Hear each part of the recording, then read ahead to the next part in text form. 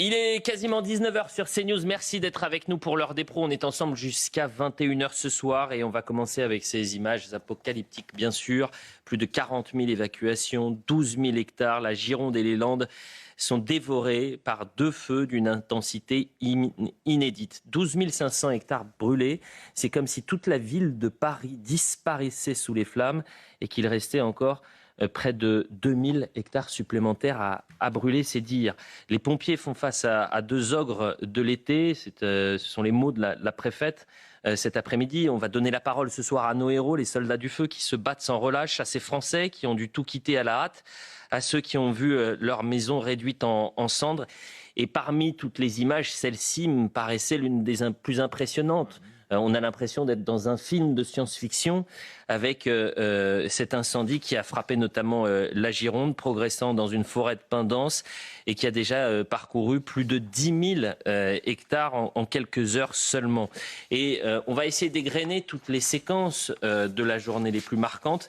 Et notamment quand je vous dis qu'on sort du réel, vous avez des chevaux, une dizaine de chevaux qui ont été lâchés à Biscarrosse en urgence à cause de ces incendies. Regardez.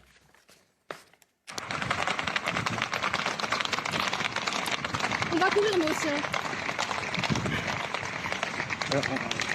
Madame, rentrez chez vous.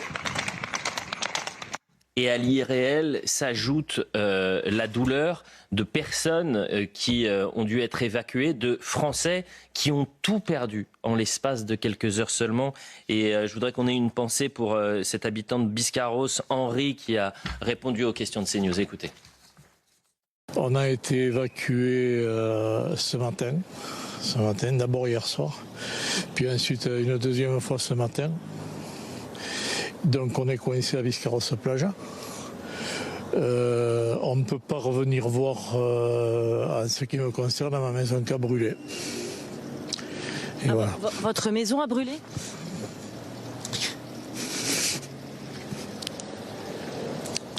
Et voilà.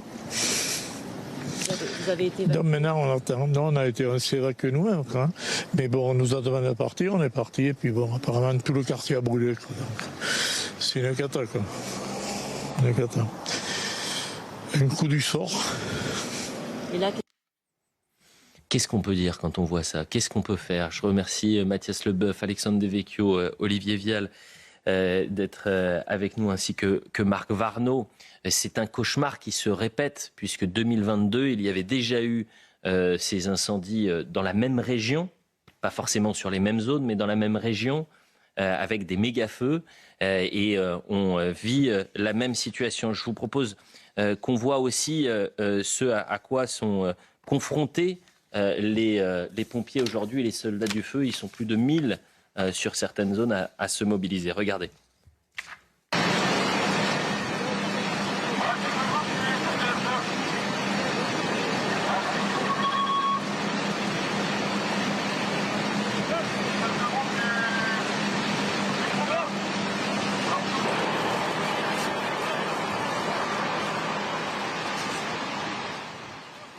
Nous sommes en direct avec Jean-Charles Giroux. Vous êtes ancien garde forestier. Merci d'être avec nous, monsieur Giroux.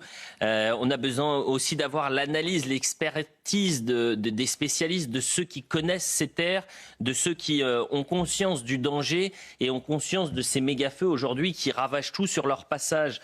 Comment vous décrivez ce qui est en train de se passer aujourd'hui? Beaucoup d'autorités ont pu prendre la parole, de responsables politiques, de préfets ont pu prendre la parole en disant c'est un phénomène qui est absolument inédit. Vous répondez quoi à cela, Jean-Charles Giroux? C'est le résultat d'un abandon de beaucoup de gens, mauvaise éducation, on ne respecte plus rien. Alors, donc les gens jettent les mégots, font des feux sans réfléchir. Donc moi, je n'étais pas dans cette région, j'étais dans les Vosges et dans le Jura. Nous avons eu des feux très très graves, provoqués toujours par des humains, majoritairement par des humains, hélas. Une fois qu'on a dit cela, c'est-à-dire que cette société, vous dites, qui ne respecte pas, qui n'a pas conscience aujourd'hui que parfois un mégot jeté peut entraîner, avoir des conséquences absolument dramatiques. D'ailleurs, il faut être extrêmement prudent sur ces incendies puisque potentiellement ce seraient des incendies accidentelle, pas volontaire. Qu'est-ce qu'il nous permettrait de faire pour affronter ces incendies de la meilleure des manières? Parce que certes, on a des pompiers extraordinaires, on a une flotte aujourd'hui qui s'est un peu intensifiée, mais aujourd'hui, il y a aussi ce sentiment d'être démuni face à cette catastrophe. On est démunis parce qu'on n'a pas anticipé.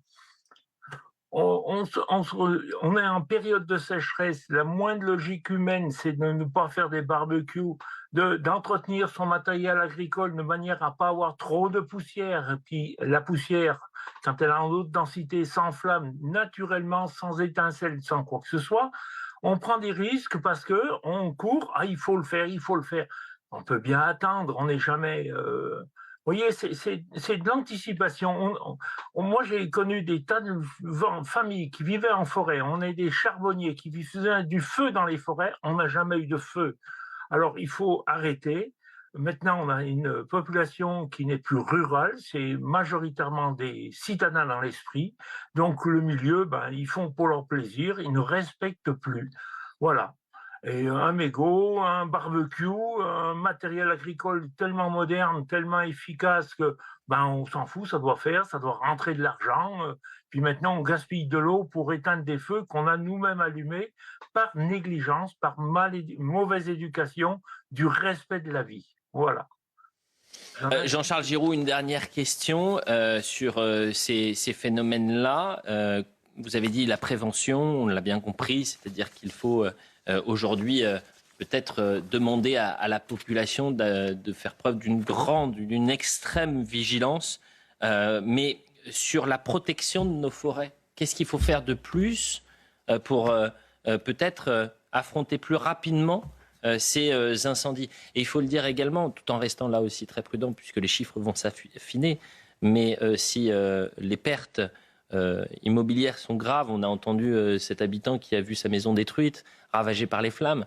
Pour l'instant, il n'y a pas de drame humain, si ce n'est, je parle de civils, si ce n'est les pompiers qui sont extraordinaires, qui au péril de leur vie se battent pour nous protéger. Et ça, d'ailleurs, c'est un été absolument dramatique, puisque vous avez 3 pompiers qui sont déjà décédés depuis le début des incendies, et vous avez plus de 40 pompiers qui ont été blessés. Donc on ne peut que leur rendre hommage, bien sûr, ce soir. Comment faire, justement, Jean-Charles Giroux? Je ne sais pas comment faire. Moi, je n'ai pas la parole infuse pour vous dire il faut faire ceci ou faire cela. Moi, il y a une chose qui m'a toujours choqué, c'est que ces mêmes pompiers qui, malheureusement, X pompiers, 3 sont décédés et beaucoup sont blessés.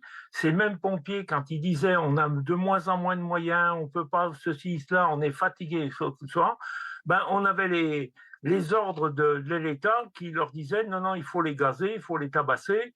Ça, et puis maintenant, mais les pompiers, les pompiers. Les politiques déclaraient que les pompiers, c'est pas des métiers à risque. Mais non. Nous, les députés, nous, les sénateurs, on a des gros risques, on est assis dans des palais. Voilà. Alors, il y a une chose, je ne peux pas vous dire comment éviter les feux. Moi, je parle sur le principe, c'est l'éducation pour respecter la vie. Et une fois qu'on a les grands feux qui sont déclarés, je m'excuse, on est là tout petit. Il ne faut pas se croire parce qu'on est des homo sapiens dits civilisés qu'on est malin. On n'a pas d'avion, on n'a plus que des hommes qui courent après le feu. Alors, moi, je n'ai pas de moyens pour vous dire qu'il faut faire. On pourrait faire des pare-feux. Est-ce qu'on peut passer débroussailler, entretenir nos forêts dans certaines régions? Le choix des plantations. On a pris des plantations de résineux pour faire de l'argent. Puis maintenant, ça part en fumée. Et puis voilà. Et là, dernièrement, j'ai eu une interview sur un autre journal que le vôtre, et je disais, on n'entretient plus les chemins, on n'entretient plus si. C'est un choix. Notre société a fait le choix de laisser tout. On laisse à l'abandon, puis voilà, c'est triste. Et c'est le plus triste, c'est que ce soit des braves gens, des pompiers, des agriculteurs, des braves gens qui vont perdre toute leur maison, leur production et tout. Et puis, on est toujours en train de dire, oh là là, il faut économiser de l'argent, et on paye des tas de chômeurs, mais on pourrait débroussailler avec ces chômeurs. C'est un exemple, une réflexion. Mais c'est surtout l'éducation à respecter la vie. Merci Jean-Charles Giroux, et j'entends votre colère, le garde forestier que vous avez été, et il y a aussi un côté désabusé dans cette situation parce que malheureusement ce cauchemar se respecte. Vous avez tellement raison quand vous dites qu'aujourd'hui ce sont les braves qui subissent. Les braves, c'est qui? C'est les pompiers, et les braves, c'est les honnêtes gens qui n'ont rien demandé et qui du jour au lendemain vont voir leur maison absolument détruite. Je vais vous proposer 3 photos qui nous ont été envoyées par l'agence France Presse. Et parfois, on peut émettre des critiques avec l'agence France Presse, mais alors là, pour le coup, elles disent tout de la situation. On est du côté de Lacanau. C'est un paysage apocalyptique. Apocalyptique. C'est une autre... Regardez cette photo. Cette photo où, en fait, en face, vous avez donc cet incendie ravageur et vous avez une population qui continue, entre guillemets, à vivre, mais dans une... Enfin, je ne sais pas, j'en perds presque mes mots, Alexandre Devecchio, quand on assiste et on commente ces phénomènes-là. C'est vrai que c'est des images qui rappellent quasiment des films soit de science-fiction, soit des films catastrophes. L'image que vous avez montrée avec les chevaux, et puis la vie qui continue, peut-être dans une certaine indifférence. Moi, après, je ne veux pas juger ces personnes, mais c'est vrai que c'est des images extrêmement spectaculaires. Pour revenir un peu sur ce qui a été dit et ajouter un élément, effectivement, le monsieur disait on ne débroussaille plus les forêts, etc. On ne l'entretient plus en réalité, la forêt, mais ça, c'est un choix politique qui a été fait pour des raisons soi-disant écologiques. Et c'était déjà un débat qu'on avait soulevé en 2022 au moment des méga-feux en Gironde. Donc peut-être que cette écologie idéologique, il faudra cesser, parce que pour le coup, la nature, là, paye. Il y a d'abord le coût humain, mais il y a aussi le coût pour la nature. Et finalement, le résultat de cette politique écologique, c'est des forêts qui brûlent. Donc là, il faudrait peut-être arrêter un peu avec ce genre de délire. Et ensuite, on aurait pu prévoir, on est dans une période de réchauffement malgré tout, on aurait pu prévoir davantage de canadaires et de matériel, sachant qu'on a déjà eu ces méga-feux en 2022. La difficulté pour les canadaires, mais on y reviendra, c'est qu'il n'y a qu'une seule société qui le produit et qu'aujourd'hui, il y a des retards qui sont trop importants. Permettez-moi juste de saluer et le travail des pompiers, puisqu'on est sur une intervention du côté de Biscarrosse, non loin de l'aérodrome, et de saluer nos équipes qui sont sur le terrain, notamment Olivier et Alexandra, qui nous proposent ces images-là, puisque c'est loin d'être terminé. Et je le disais, vous avez en l'espace de quelques heures, entre la Gironde et les Landes, plus de 12 000 hectares qui ont brûlé. Vous avez plus de 40 000 évacuations. Ce sont des évacuations de prévention. Les autorités ont dit parfois qu'elles pêchent par manque d'anticipation ou autre. Là, ces évacuations, elles permettent aussi de sauver des vies. Alors, ce qui est particulier, c'est que parfois, vous avez des riverains qui refusent de partir. Et là, vous allez entendre un riverain de l'Èche Cap Ferret qui dit « Mais moi, je suis resté, je suis un ancien pompier et je voulais soutenir les pompiers, je voulais protéger ma maison, protéger la maison des alentours, parce que les personnes âgées, les pauvres, elles ne peuvent pas faire ce que j'ai fait. » Écoutez. Alors on a passé une nuit horrible, stressante. Pour être franc, on a eu peur. J'étais avec mon fils Pachi à côté pour défendre notre maison et en même temps défendre les maisons qui sont juste avant la nôtre et en lisière de forêt. Parce qu'on avait très peur et honnêtement on a refusé l'évacuation. Étant ancien pompier, je me suis dit, je ne vais peut-être pas sauver tout seul moi-même le quartier, mais je voulais faire quelque chose. Déjà pour les gens qui sont ici, certaines personnes âgées et des femmes seules, qui sont eux partis.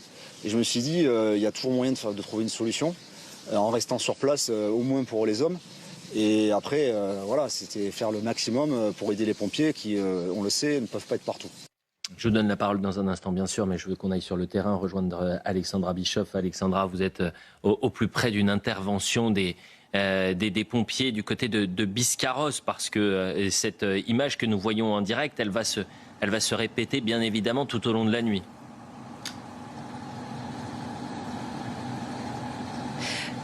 Oui, bien entendu, Elliot, c'est une image assez marquante ici. La situation ne s'améliore pas, hein. Nous sommes toujours près de Biscarrosse, le feu est toujours en cours. C'est une scène apocalyptique, hein, comme vous pouvez le voir sur les images d'Olivier Campan. L'incendie se poursuit, le vent se lève. Nous sommes près d'une forêt, nous avons rejoint les sapeurs-pompiers qui étaient déjà en intervention. Je précise que cette zone, elle n'est pas accessible. Nous avons demandé l'autorisation pour rejoindre les équipes, mais elle n'est pas accessible au public. L'atmosphère est étouffante, de la fumée se dégage. Comme vous le constatez, on en inhale beaucoup. D'ailleurs, les pompiers sont à proximité, se mobilisent pour éteindre l'incendie au plus vite et éviter surtout qu'il se propage. On voit plusieurs camions défiler et puis également des tracteurs qui sont venus en renfort. Voilà, ils essayent en ce moment même d'éteindre le feu. Alors je vous rappelle, un dispositif de pompiers important est mis en place. Il y a plus de 500 pompiers avec des renforts aériens qui sont mobilisés.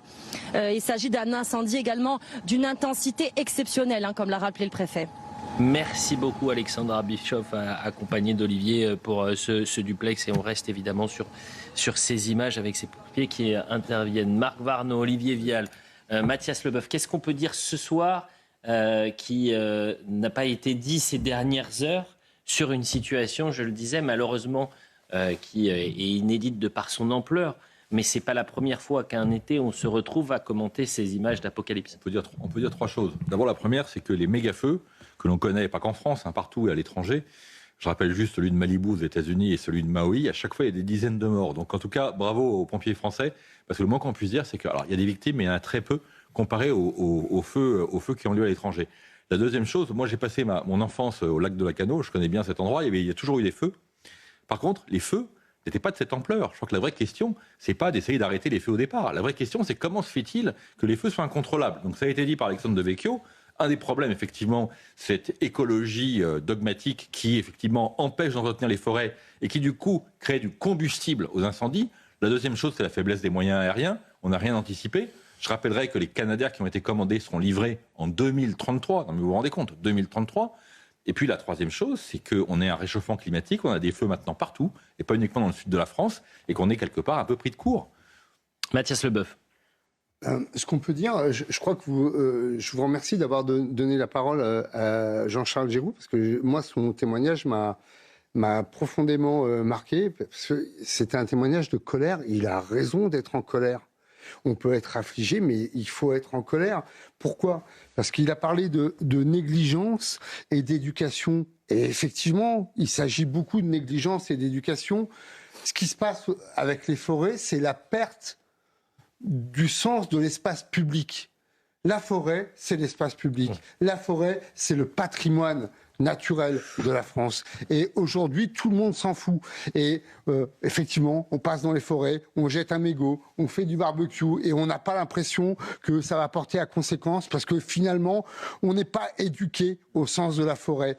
Alors, je ne sais pas si c'est dû à l'écologie, je ne sais pas s'il faut débroussailler ou pas débroussailler.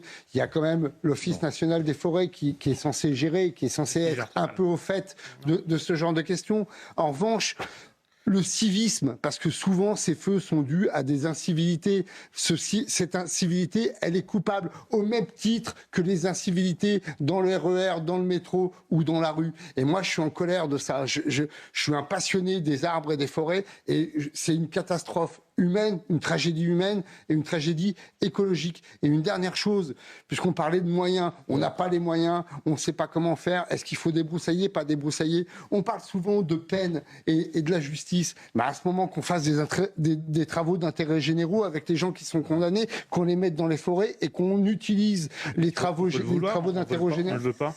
Pourquoi on ne veut pas ? Parce qu'effectivement, justement, et Alexandre l'a dit, il y a de plus en plus d'endroits où en fait on nous dit que pour lutter pour améliorer la biodiversité, on veut maintenir un tapis de biodiversité au sol. Et effectivement, ce tapis de biodiversité est ce qui explique l'accélération des feux dans le J'entends. Alors attendez, juste une chose, s'il vous plaît. Vous allez pouvoir débattre pendant toute l'émission, il n'y a aucun problème. Mais la priorité des priorités, c'est parce que vous avez aussi des témoins qui ont tout perdu et qui nous attendent. Et je ne veux pas faire attendre plus de temps les personnes qui justement vivent cette situation. Je vous présente mes excuses, Vincent Azoun.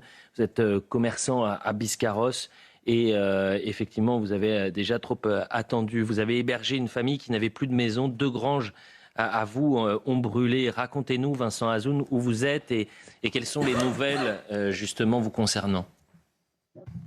Nous concernant déjà Biscarrosse-Plage, la vie est complètement normale. Le vent maritime a orienté les feux vers le sud.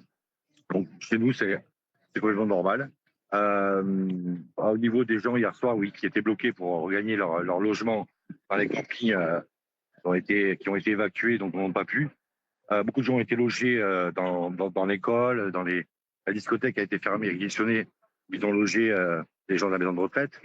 Donc oui, j'ai hébergé un couple qui avait 3 enfants qui ne savaient pas quoi faire et j'avais une chambre disponible, donc je les ai logés. Ils sont partis ce matin, assez fatigués. Ils ont regagné leur camping où ils devaient récupérer leurs affaires avant midi. Donc voilà, revenir sur ce qui s'est passé cette nuit et visiblement ce que vous avez perdu, Vincent Azoun, puisque vous avez des granges qui ont brûlé, Vincent. Oui, alors j'ai 2 granges qui ont brûlé. C'était un aérial ancien. C'était un aérial que j'ai pris en 2013, que j'ai rénové. J'ai passé 4 années de ma vie à rénover, donc j'ai eu très peur que cette maison de pays disparaisse. Mais bon, elle a tenu. J'avais bétonné une terrasse tout le tour, donc le feu n'a pas pris. Mais les 2 granges, ouais, complètement. C'était un bois très ancien, très sec, un peu rongé par les mites. Oui, elle a complètement disparu. Bon, c'est moindre mal. Et j'ai une deuxième maison aussi. Le feu s'est arrêté à 20 mètres. Elle a brûlé 2 maisons qui étaient en lisière de forêt à 15 mètres de mon autre maison. Donc là, bon, j'ai eu très chaud, mais bon, c'est pas le cas de certains membres de ma famille qui ont perdu leur maison, des amis qui se retrouvent à la rue. Ça fait combien de temps que vous vivez dans cette région et est-ce que vous aviez déjà vécu une telle situation, Vincent Azoun ? Moi, je suis né ici. J'ai déjà vécu, bon, gamin, je me rappelle, il y avait quelques incendies de forêt qui étaient assez marquants pour moi quand j'étais gamin, de voir cette forêt toute calcinée. Mais bon, de cette ampleur-là, non, c'est pas. J'ai jamais vu ça. Enfin, aussi, on a vu il y a 4 ans au Pilat, ça a brûlé très fort. Des incendies d'été avec du vent, donc c'était assez dramatique. Économiquement, ça a été très dur parce que les campings ont été évacués, donc toute une masse de gens qui venaient plus consommer dans nos restaurants, dans tous les commerces d'ailleurs. Là, on s'en est remis, les campings ont réouvert, donc il y a une nouvelle affluence. Mais là, rebelote, ça s'est passé au centre-ville, un peu dans les terres. Donc les campings n'ont pas été trop touchés. Donc économiquement parlant, j'espère que ça va se rétablir pour le mois d'août, parce que les commerçants vont souffrir. Eh bien, écoutez, merci Vincent Azoun. On voit, j'imagine, votre fille qui est à côté de vous, qu'on salue également. Et on salue vos proches, Vincent Azoun. On essaiera de venir vous voir tout au long du week-end pour savoir comment les choses avancent de votre côté. Vous qui avez hébergé une famille qui n'avait plus de maison, vous qui avez perdu 2 granges, et également vos proches qui ont perdu leur maison. C'est ça aussi qui frappe. C'est cet aspect où tout va s'effondrer, tout va être réduit en flammes en l'espace de quelques instants. On parlait des pompiers qui sont à bout de souffle, mais quel corps aujourd'hui en France n'est pas à bout de souffle ? Je parle de ceux qui donnent leur vie pour nous. Et je pense aux services de santé, je pense aux policiers, je pense aux gendarmes, je pense aux pompiers. C'est-à-dire que aujourd'hui, où est-ce que tous les milliards qu'on doit mettre vont ? Et est-ce qu'on n'a pas oublié le sens de nos priorités ? La priorité de protéger nos forêts, la priorité d'avoir une sorte de souveraineté pour défendre nos terres. Est-ce qu'aujourd'hui, c'est une question qui va être au cœur des prochains mois ? Et je me souviens, il y a 2 semaines seulement de cela, au moment où il y a le départ dans la forêt de Fontainebleau, d'un pompier qui me disait à l'antenne: vous êtes bien gentils parce que là, vous êtes tous en train de mettre les caméras et braquer les caméras sur les incendies, mais à la rentrée politique en septembre, il y a peut-être un moment où vous allez devoir vous bouger. Et il interpellait bien évidemment les politiques qui vont battre campagne à partir de la fin août, Olivier Vial. Oui, mais je pense qu'en fait, il y a un vrai sujet qui va être le sujet justement de la manière dont on a géré certaines pénuries. En fait, on a l'impression qu'effectivement, on a fait en sorte d'avoir assez peu de moyens, notamment de bassines d'eau. En fait, la France, par rapport à nos voisins européens, on stocke au minimum 2 fois moins d'eau que l'Espagne, que la Grèce, etc. Qu'on a de plus en plus de gens qui en fait font en sorte de s'opposer aux bassines. Et en fait, quand on s'oppose aux bassines, du coup, ça crée une condition, c'est qu'effectivement, on se dit, vu qu'on n'a pas d'eau, on va chercher des espèces d'arbres qui ne consomment pas beaucoup d'eau. Et donc, on implante des espèces comme le pin d'Alep, dont on a multiplié la superficie par 5. Et ce pin d'Alep, c'est une vraie allumette. Il est classé 5 sur 5 sur l'échelle de Valette, qui est l'échelle de l'inflammabilité. Et donc, quand on fait ça, parce que justement, on veut s'adapter au réchauffement climatique, parce qu'on veut s'adapter aux pénuries d'eau, en réalité, on crée de nouveaux dangers. Et aujourd'hui, combattre le feu, c'est le vrai moyen écologique. Il faut savoir que rien que le méga-feu de 2023 au Canada a une empreinte écologique qui était plus forte que le trafic aérien sur l'ensemble de la planète. Donc en fait, aujourd'hui, mettre des moyens pour lutter vraiment contre les feux, pour faire en sorte qu'effectivement notre forêt, elle soit mieux protégée, qu'elle soit plus résiliente, qu'on remette en place quelquefois des coupes à ras, parce que les coupes à ras, c'est le meilleur moyen d'éviter que les feux se propagent sur des grandes distances. C'est plein de choses qui nous ont été interdites pour des raisons idéologiques, qu'on faisait beaucoup avant, qui rendaient la forêt beaucoup plus résiliente. Et bien ça aussi, il va falloir qu'on se pose ces questions-là, parce que autrement, effectivement, on sera toujours en manque de main-d'œuvre. Mais quand vous dites pour des raisons idéologiques, c'est-à-dire que qui bloquait dans ces cas-là? Qui a le pouvoir de mettre en place les mesures dont vous parlez? Et ben en fait, par exemple, sur ce qu'on disait en 2022, quand l'incendie a lieu à la Thèse de Buch, on a effectivement des associations écologiques qui s'étaient opposées à certaines formes de débroussaillage, jugeant que c'était mauvais pour la biodiversité. On a aujourd'hui des associations comme l'ASPAS qui achètent des grands terrains pour les réensauvager. Et la première chose qu'ils font dans ces terrains, et c'est le cas notamment en Ardèche où il y a eu des feux aussi, c'est de supprimer les dispositifs anti-incendie. Parce qu'en fait, ils considèrent qu'il faut réensauvager le terrain et donc enlever toute trace de l'homme. C'est la même chose effectivement qu'on retrouve aujourd'hui dans certains endroits où en fait on va nous dire que tout ce qui est création de bassines, création de coupes franches, de grandes zones où effectivement la végétation, il y a par exemple des prairies. Aujourd'hui, on a de moins en moins de prairies parce que la forêt a gagné du terrain en France, contrairement à ce qu'on dit beaucoup. Et bien effectivement, quand on n'a plus de prairies, on n'a plus de zones qui sont résistantes au feu. Et demain, la région, la Gironde, ça risque d'être effectivement encore plus compliqué parce qu'on sait qu'on arrache beaucoup de vignes. Et en fait, les vignes sont des zones pyro-résistantes. En fait, c'est ce qui permet d'habitude de freiner les incendies. Et ben, quand vous lisez la presse ces derniers jours, vous comprenez que le vin est d'extrême droite. Donc, non, mais c'est très intéressant ce que vous dites. Il est à la fois d'extrême droite et il est anti-feu, donc c'est pour ça qu'il faut non, mais c'est pour dire à quel point toutes ces mesures de bon sens, ces évidences que vous soulignez, sont parfois balayées par une forme de dogmatisme mortifère, puisque c'est notre terre qui est en train de brûler, et c'est ceux qui, sous couvert d'une idéologie en disant nous protégeons et nous savons comment protéger notre terre, nous bloquent visiblement à vous écouter. Marc Varnaud. Oui, vous parliez des moyens et des problèmes de budget. Je pense que c'est quand même la colonne vertébrale des problèmes. Parce que cette semaine, mardi dernier, j'étais à Aix-en-Provence, où il y avait une convention des chefs d'entreprise qui était exactement sur ce thème-là. Comment se fait-il que dans le pays le plus fiscalisé du monde, tout est en train de se casser la figure et qu'on n'a plus les moyens de rien? On est aujourd'hui à la fin de l'histoire. Et cette fin de l'histoire, elle est aussi illustrée dans ces malheureux incendies de forêt, où on voit bien qu'on n'a pas les canadaires, qu'on ne fait plus ce qu'il faut, qu'on n'a plus d'argent, qu'on n'a plus de budget, et que les moyens de l'État sont mal engagés, et qu'il va falloir quand même faire quelque chose. Quand on parle de sécurité, quand on parle de défense, quand on parle de justice, quand on parle de feux de forêt, le liant, c'est quoi? C'est l'absence de moyens. On ne va pas pouvoir continuer indéfiniment à avoir à la fois les impôts les plus élevés du monde, les taxes les plus élevées du monde, le coût du travail le plus élevé du monde, avec en face le pouvoir d'achat le plus bas, et en même temps ne prendre aucune décision. On revient. Vous savez pourquoi? Cher Mathias. Il y a une chose. En une phrase, s'il vous plaît, parce qu'après une phrase. La forêt, ça ne rapporte rien. La forêt, ça ne produit pas de fric. Donc, très peu. Non, mais ça, bien sûr, il y a.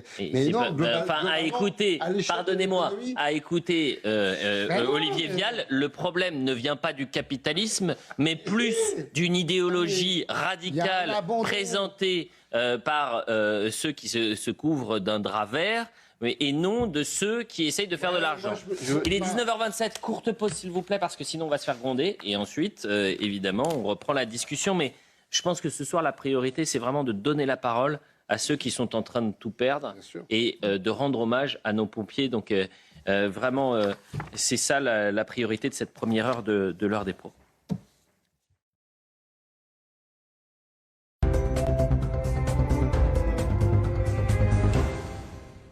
C'est la question.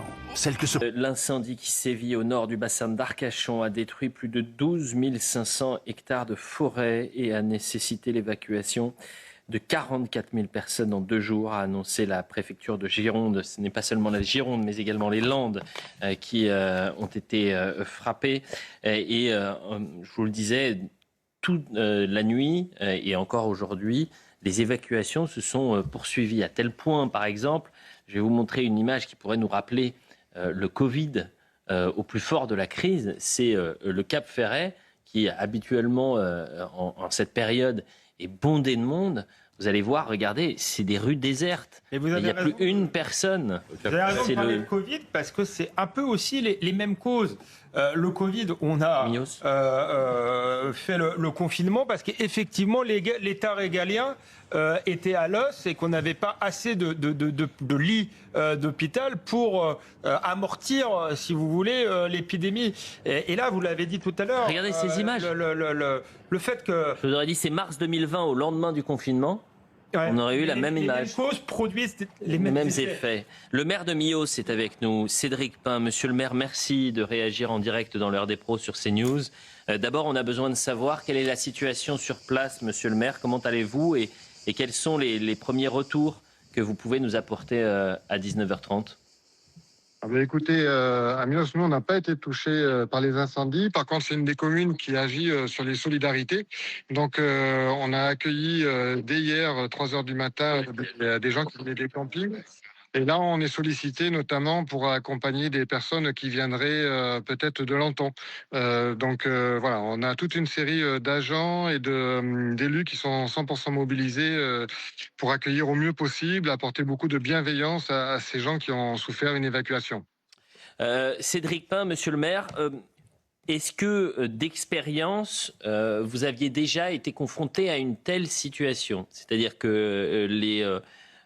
préfet, on a entendu le ministre de l'Intérieur nous dire qu'on était face à un feu inédit de par son ampleur,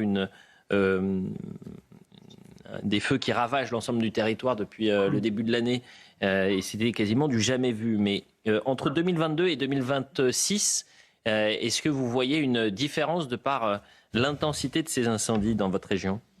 On est sur des intensités qui sont comparables. On est par contre effectivement sur un même esprit de solidarité qu'on a pu connaître avant. On est sur des superficies qui sont comparables aussi. On est sur des méga-feux. Voilà, ce qui est le plus surprenant, c'est que ça se répète aussi rapidement. Donc voilà. Par contre, ce qu'on peut... Oui. Je ne veux pas vous rentrer dans la polémique. Je ne pense pas que ce soit le moment, monsieur le maire. Mais face à des méga-feux, est-ce qu'on a des méga-moyens ? Alors, écoutez, moi, je ne suis pas le mieux placé pour parler de ça. Par contre, ce qu'on a de bien, c'est qu'on a toujours des forces locales. C'est-à-dire que moi, je ne suis pas effectivement du côté des pompiers. On est localement et on organise la solidarité. Et ça, on était présent déjà sur les feux de la Teste, sur les feux de l'Andiras. Et là, on est également présent par cet aspect solidarité où on a la population, on a l'ensemble des élus, l'ensemble des agents qui sont extrêmement mobilisés. Et c'est ce que nous disaient les Allemands. On a reçu beaucoup d'Allemands qui nous disaient mais c'est beau cette solidarité et voilà. Et je crois qu'il faut savoir réagir d'un point de vue humain et c'est aussi un des points forts que l'on a en France, cette expression de la solidarité qui est toujours présente. Oui, mais c'est très important ce que vous dites et d'ailleurs c'est pourquoi beaucoup plaident pour une décentralisation avec une aide massive, des moyens massifs qui sont donnés mais aux acteurs locaux. C'est-à-dire que vous connaissez la terre, vous connaissez votre région, et donc vous savez comment la protéger et agir de la meilleure des manières. Mathias Leboeuf, monsieur le maire, si vous êtes prêt. C'est pas une question pour le maire. Parce que vous m'avez fait un signe pour poser une question au maire. Peut-être que vous avez une question à lui poser, Mathias. Oui, en tant que maire, moi, et c'est une question plus générale. Moi, je voulais savoir quel était son lien avec l'Organisme national des forêts, parce qu'en fait, depuis ces crises, on n'entend jamais les gens de l'Organisme national des forêts intervenir. C'est-à-dire qu'il n'y a aucun communiqué, où je suis peut-être passé à côté. Donc, je voulais savoir déjà, vous, en tant que maire, si vous avez un lien avec cet organisme, qui est quand même doté de 900 millions d'euros par an, et dont une des missions est de prévenir les risques naturels, notamment liés aux incendies. Donc, où est l'ONF dans cette crise en termes de communication, et où est l'ONF sur le terrain avec vous qui êtes maire? Est-ce qu'il y a un relais? Est-ce qu'il y a un travail en commun? Alors, l'ONF, aujourd'hui, vous savez, la forêt landaise qui s'étale entre l'Adour et le nord du Médoc, c'est 1 million d'hectares, on est à 90% privé. Et l'ONF intervient sur les domaines publics, soit les forêts d'État, soit les forêts communales. Nous, pour vous donner, on a 13 400 hectares, donc on est une fois 1,4 la taille de Paris, 3 fois la taille de Bordeaux, et on a seulement 400 hectares communaux. Donc c'est vrai que l'ONF intervient, mais de façon très ponctuelle, parce qu'on est très majoritairement 90% une forêt privée. Donc l'ONF n'intervient pas sur ces forêts privées. C'est un des acteurs avec qui on travaille bien. Moi, je n'ai pas de problème avec l'ONF, bien au contraire, c'est des gens très compétents, mais leur périmètre d'action sur notre territoire est plutôt limité sur ces surfaces-là. C'est différent sur le littoral où l'ONF est très très présent. Eh bien, écoutez, monsieur le maire, merci beaucoup pour votre témoignage. On a une pensée évidemment pour les habitants de la région et vous avez pointé... Une vraie solidarité pour les pompiers. Voilà. Exactement. C'est peut-être ça le message que vous souhaitez délivrer ce soir sur les chaînes nationales. C'est de ne pas oublier cette solidarité qui, évidemment, gagne la région avec finalement des petites communes qui viennent aider celles qui sont en grande difficulté. J'ai une question, je ne sais pas si vous êtes encore avec nous, mais pardonnez-moi, j'ai l'esprit d'escalier, monsieur le maire. Je lui poserai la question peut-être un tout petit peu plus tard, savoir si dans sa ville, il avait hébergé des personnes qui sont évacuées, puisque vous avez déjà plus de 44 000 évacuations. Les évacuations, justement, dès 6 heures du matin, vous avez plus de 30 000 vacanciers du Cap Ferret qui ont dû quitter la zone. Ces feux sont les plus importants de la saison, assure le ministre de l'Intérieur. Je vous propose qu'on voit le sujet avec Clément Lopez, Timothée Forger, Alexandra Bischoff, Olivier Campan et Kylian Salé. À bord de ces navettes, de nombreux habitants et vacanciers ont évacué du Cap Ferret. 35 000 personnes ont fui par la route ou par la mer. Le feu a déjà parcouru plus de 10 000 hectares, obligeant les vacanciers à interrompre leur séjour. On a reçu l'alerte d'évacuation ce matin à 6 h du matin. Donc sans vraiment savoir comment faire, on a juste pris le bateau directement pour Arcachon. Ça s'est vraiment très bien passé. À quelques kilomètres de là, la commune d'Andanos-les-Bains s'apprête à son tour à évacuer. La situation est chaotique et puis on prépare tout pour évacuer dès que la mairie nous le demandera d'ici quelques heures ou quelques minutes, on ne sait pas encore, parce que le feu progresse très rapidement vers chez nous. Cet incendie est d'une ampleur sans précédent. Des dizaines de maisons ont été brûlées, certaines détruites comme celle-ci. Cette voiture n'a également pas été épargnée. Au sud de la Gironde, dans les Landes, les incendies font également des ravages. C'était un vent d'est et qui passe vent d'ouest, sud-ouest, disons, et qui pousse cette fois-ci les flammes non plus vers Biscarrosse comme hier, mais vers la commune de Parentis. Ce qui m'a conduit à prendre la décision de procéder à l'évacuation de l'agglomération de Parentis, ce qui représente à peu près 8 000 habitants qui viennent s'ajouter aux 23 000 qu'on avait déjà évacués. Des évacuations qui pourraient se poursuivre. Les conditions météorologiques sont défavorables et le feu continue de progresser. Bruno Ménard est en direct avec nous. Merci d'être avec nous. Vous êtes président du syndicat des sapeurs-pompiers volontaires de France.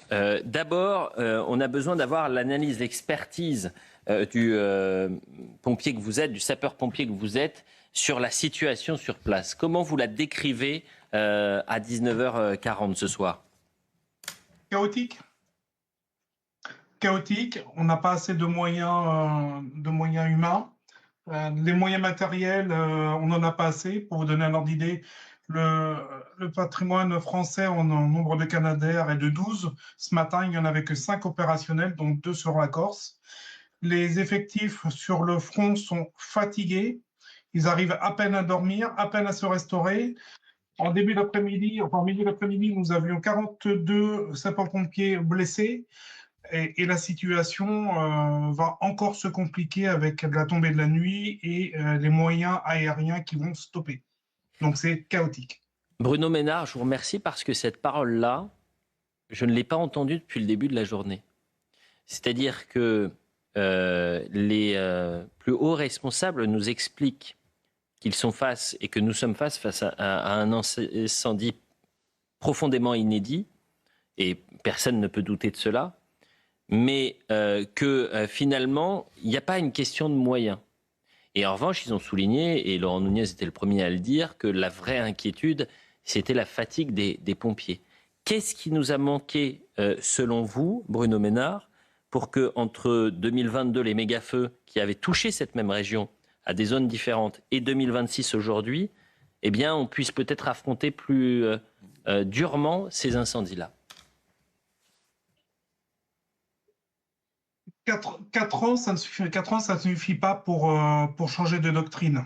Parce que là, c'est carrément la sécurité civile qu'il faut repenser dans son ensemble. Donc 4 ans, c'est trop court. On a essayé de faire au minimum de ce qu'on a pu faire. Donc on a essayé d'acheter des moyens. On a ce fameux pack capacitaire qui a été acheté par le gouvernement, enfin par l'État français, et redistribué dans les SDIS. Mais c'est comme mettre un pansement sur une jambe de bois. On n'a pas été assez vite. On a mis des moyens en place, mais des moyens pour les feux qu'il y avait il y a 15 ans. Et aujourd'hui, nous sommes obligés de remonter le niveau des sapeurs-pompiers un petit peu partout en France, le niveau des effectifs. Pour vous donner un ordre d'idée, oui. Il y a 200 000 sapeurs-pompiers volontaires, 50 et quelques mille sapeurs-pompiers professionnels, militaires et professionnels. Nous estimons aujourd'hui que sur le territoire, nous devrions avoir 150 000 sapeurs-pompiers volontaires supplémentaires aux 200 000 qui sont aujourd'hui. Ça vous donne un petit peu le delta qu'il y a entre la réalité du terrain et les fameux chiffres que l'on vous donne. C'est très intéressant ce que vous dites parce que on a beaucoup entendu aussi des pompiers expliquer qu'on était en guerre, et même les autorités, également les politiques, nous dire on est en guerre face à ces feux. Il y a une guerre du feu qui se joue depuis plusieurs jours. La question, c'est le réarmement.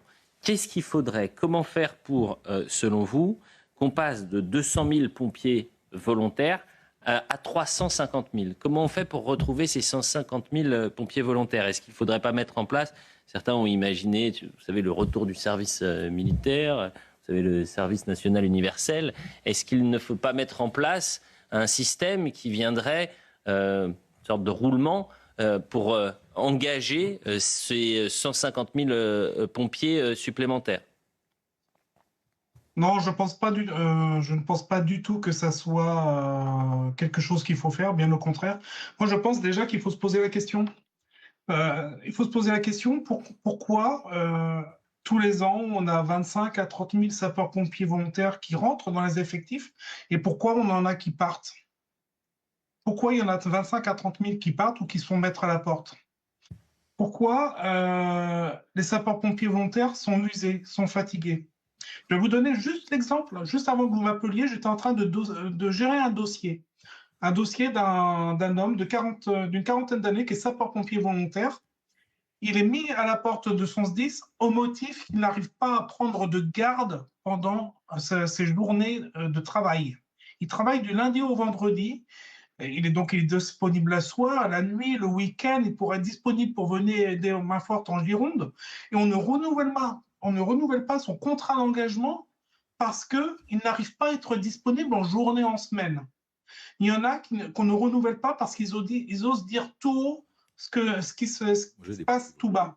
Il y a une véritable omerta. Et si vous posez la question pourquoi je suis premier à vous le dire aujourd'hui, parce que tout simplement, moi, je n'ai pas de moyens de pression, on ne peut pas me mettre la pression, parce que je n'ai pas de hiérarchie, ma parole, elle est libre, et personne ne peut agir sur moi. Bruno Ménard, vous êtes président du syndicat des sapeurs-pompiers volontaires de France. Revenons à la question, parce que, encore une fois, c'est vous le sachant, et nous, le commun des mortels, très loin de la situation dans laquelle vous êtes, au cœur du réacteur. On essaye de comprendre pourquoi chaque été, on se retrouve face à ces situations où on a la sensation que la France est dépassée. Vous avez dit quelque chose d'important, c'est qu'il manque 150 000 pompiers volontaires. Comment faire pour qu'on trouve ces 150 000 pompiers volontaires selon vous ? Nous allons proposer au mois d'août 2 projets de loi. Ils sont terminés, nous allons les envoyer à l'intégralité des députés et des sénateurs. 2 choses. La première, il existe dans l'armée les réserves opérationnelles. Nous pouvons constituer dans l'armée, la loi le prévoit déjà pour les militaires des 3 composantes, nous pouvons organiser une réserve opérationnelle de sécurité civile. C'est-à-dire qu'on va pouvoir aller récupérer tous les anciens sapeurs-pompiers volontaires et même professionnels qui sont formés, les récupérer à droite, à gauche, et pour dire, ben voilà, vous allez rejoindre les unités d'intervention de sécurité civile avec le statut de militaire de réserve, et vous allez pouvoir participer aux opérations de grande envergure. Ça, c'est la première chose. La deuxième chose, il y a des dizaines et des dizaines de milliers de pompiers, comme je vous dis, qui n'ont plus d'activité parce qu'ils habitent un peu trop loin d'un centre de secours, parce qu'ils n'ont pas plu au chef de centre. Mais là, ça va être notre deuxième projet de loi, que ces sapeurs-pompiers volontaires qui dépendent des SDIS puissent rejoindre un statut de sapeurs-pompiers volontaires de l'État. Donc, ça ne serait plus les services départementaux qui auront ces sapeurs-pompiers volontaires, ça sera l'État, donc les COS, donc les groupements par région, qui pourront gérer ces pompiers volontaires, qui pourront venir en soutien des effectifs engagés sur les feux et sur les grandes catastrophes. Dernière question, Robert Ménard, question pratique. Aujourd'hui, combien gagne un sapeur-pompier volontaire ?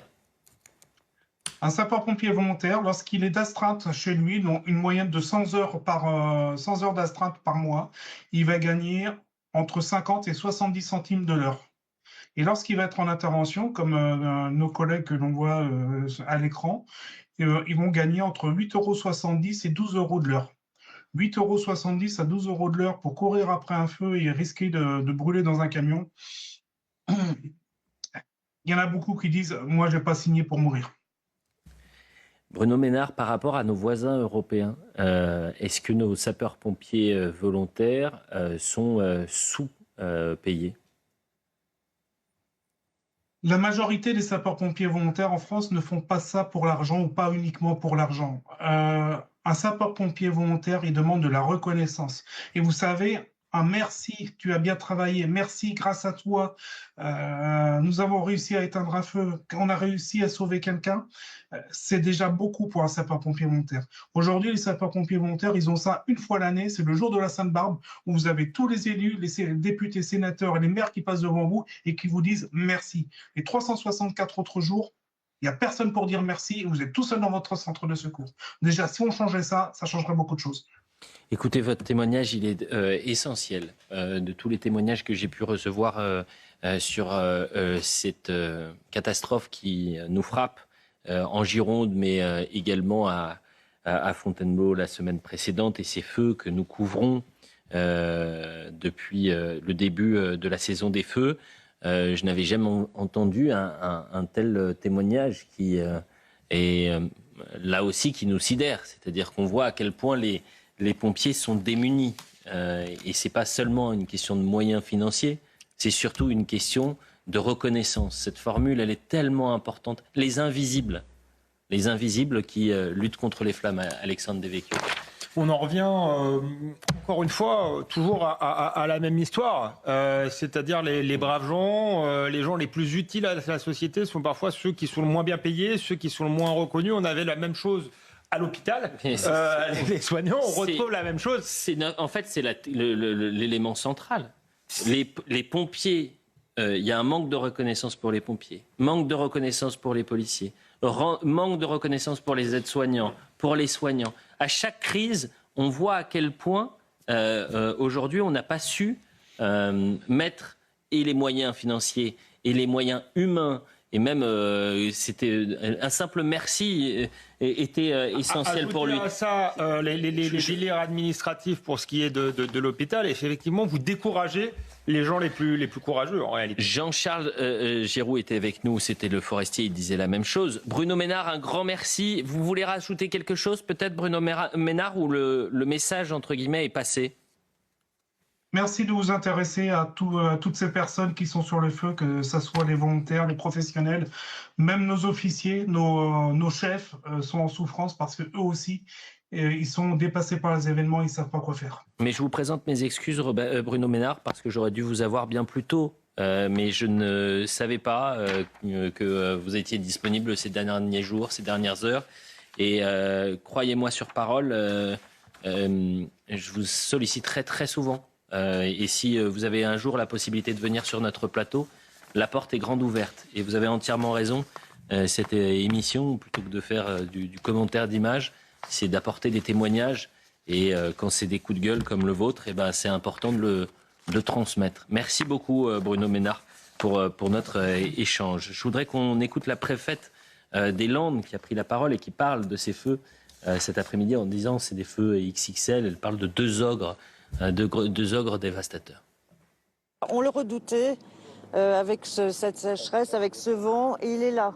Il est là, ce grand incendie XXL. C'est un incendie XXL parce qu'il est imprévisible. Il fait des sauts d'1 kilomètre. Et puis il est XXL parce qu'il est vorace. Il a déjà détruit 10 000 hectares.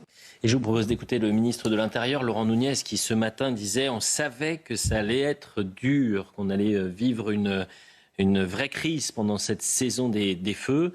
Et il est revenu aussi sur l'ampleur et l'intensité de ces incendies en France aujourd'hui, qui sont 2 fois, je crois, et demi supérieures à l'été dernier, par exemple. On avait annoncé que ce serait une saison qui serait extrêmement compliquée. On le savait. Les conditions météorologiques ne sont pas bonnes. Il y a eu la canicule a fait que tout est très sec. La végétation est abondante parce qu'on a eu beaucoup de pluie en fin d'année 2025. Et puis on a souvent des conditions météorologiques qui sont pas terribles, avec des phénomènes venteux qui viennent aggraver la situation. Donc on savait que ce serait compliqué. Voilà, on n'est pas inquiet mais déterminé. L'inquiétude, s'il doit y en avoir une, évidemment, elle porte sur l'état de fatigue des hommes et des femmes qui s'engagent. Et à tel point que la France aujourd'hui, puisqu'on manque de moyens, par exemple sur les Canadair, ce que nous disait M. Ménard, on ne le savait pas. On vous dit il y a 12 Canadair. Mais d'actifs aujourd'hui, il y en avait... Non, mais non, vous n'avez pas écouté. Il n'y en avait que 5 et il y en avait 2 qui étaient en Corse. Donc on n'avait pas les moyens de lutter contre cet incendie. À tel point que la France a demandé de l'aide. Et de l'aide auprès de qui ? L'Union européenne. Vous voyez le sujet de Nicolas Roger. La France appelle l'Europe en renfort pour faire face aux incendies. Emmanuel Macron a annoncé cette nuit avoir demandé l'activation du mécanisme de protection civile de l'Union européenne pour obtenir des renforts aériens immédiats. Nous allons pouvoir compter rapidement sur le renfort de 2 Canadair croates, de 2 Air Tractor portugais, ainsi que de 2 hélicoptères lourds Black Hawk tchèques et slovaques. La France a déjà fait appel le 6 juillet dernier au mécanisme européen de protection civile pour lutter contre les incendies qui ont ravagé 4 900 hectares à Trévillac dans les Pyrénées-Orientales. 4 avions bombardiers d'eau avaient été déployés depuis Chypre et la Suède. La gestion des incendies par le gouvernement qui est vivement mise en cause par la classe politique. Je regrette qu'on doive en arriver à justement cette solidarité européenne, faute de moyens. Emmanuel Macron est celui qui, en 2022, avait promis la commande de 16 Canadair. Il n'y en a eu 0. Ce gouvernement a fait le choix d'abandonner la lutte contre les incendies et on en paye aujourd'hui le prix fort.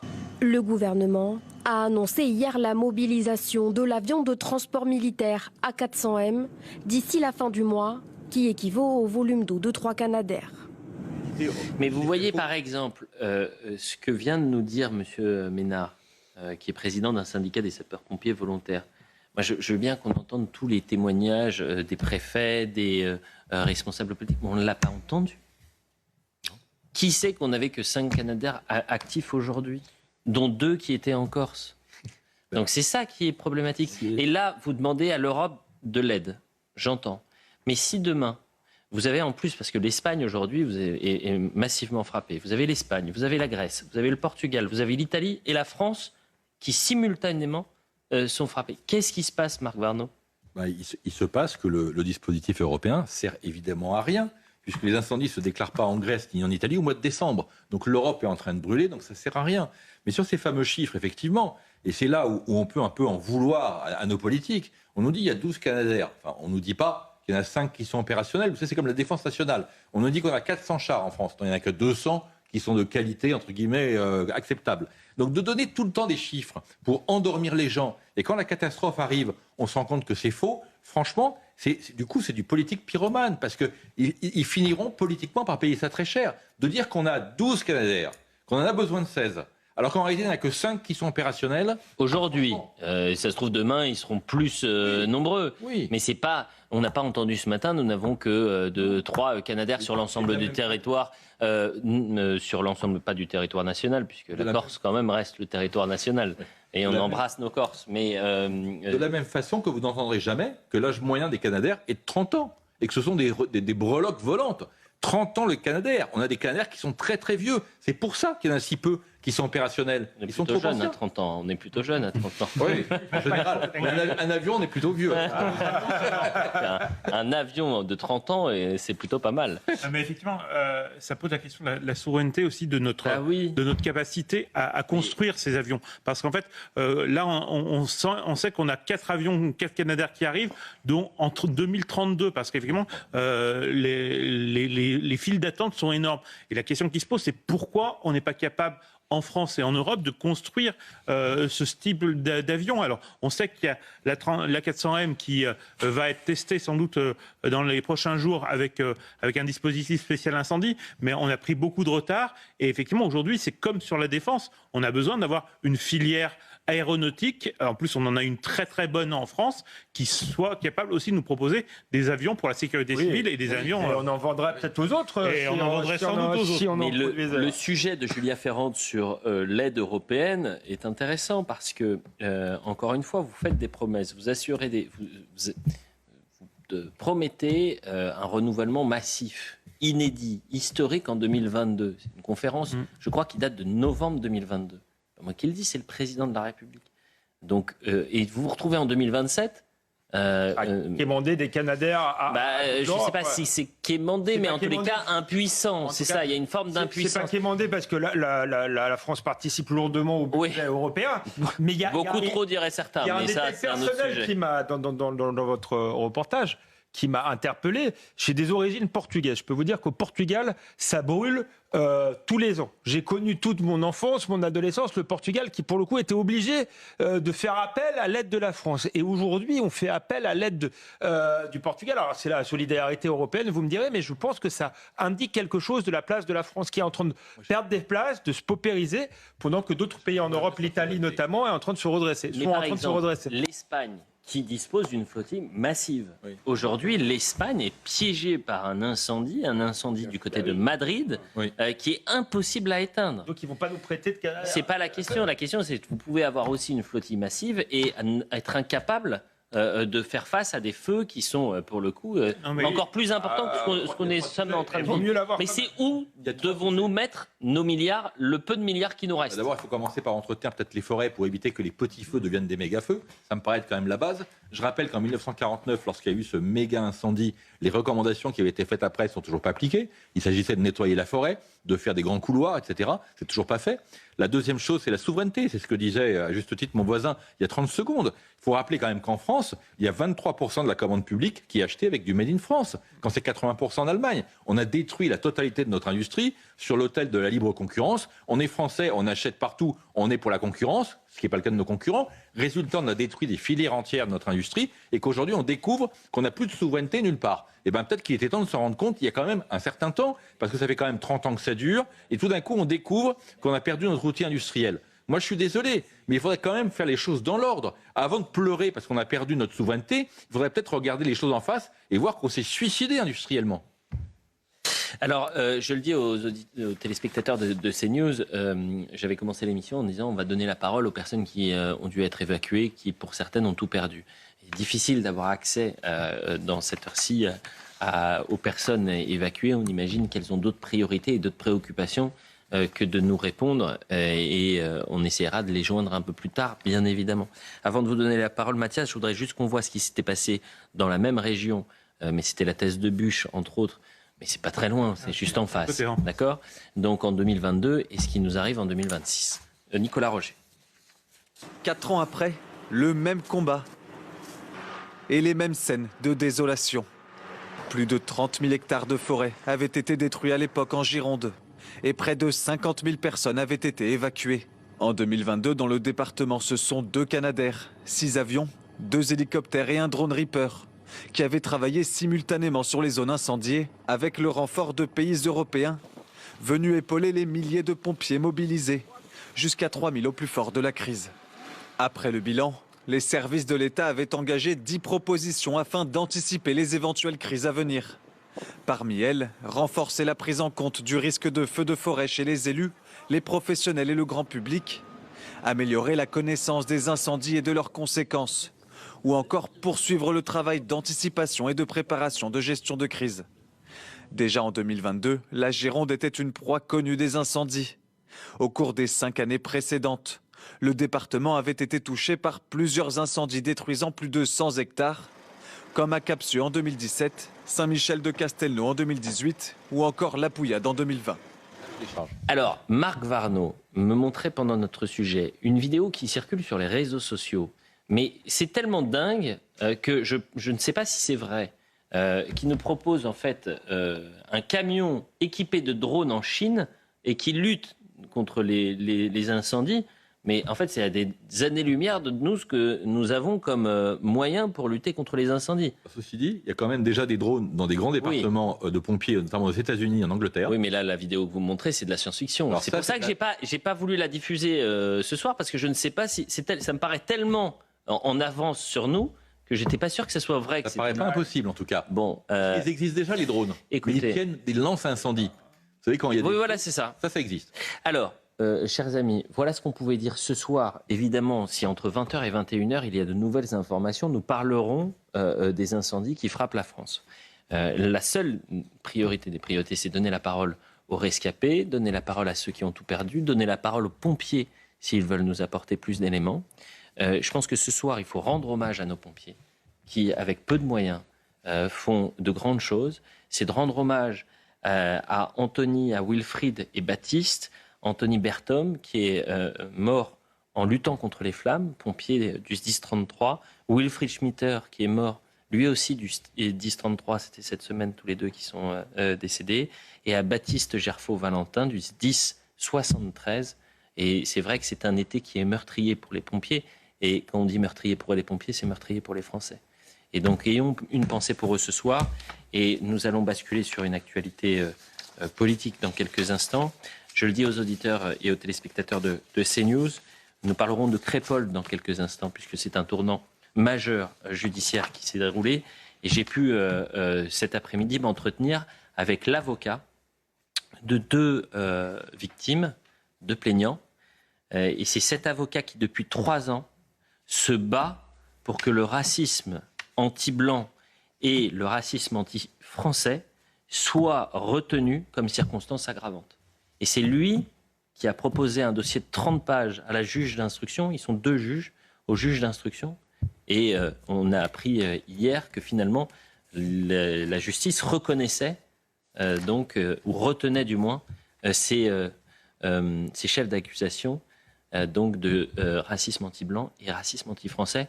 Vous entendrez en exclusivité son témoignage dans quelques instants.